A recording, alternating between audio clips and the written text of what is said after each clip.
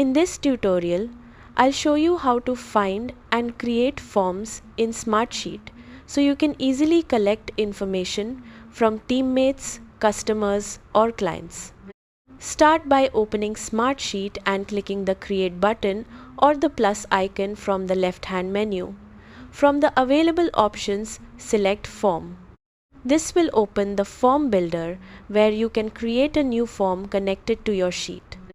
Once the form editor opens, begin by adding a title that clearly explains the purpose of your form.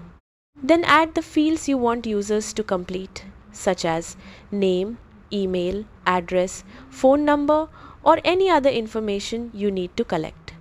You can also add drop-down lists, checkboxes, date fields, and long text fields depending on the type of information you're gathering.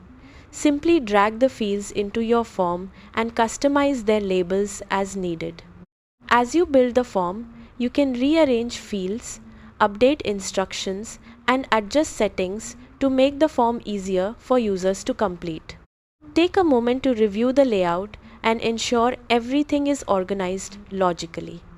When you're happy with the form, click Save. Your form will automatically connect to the underlying sheet, and every submission will create a new row in that sheet.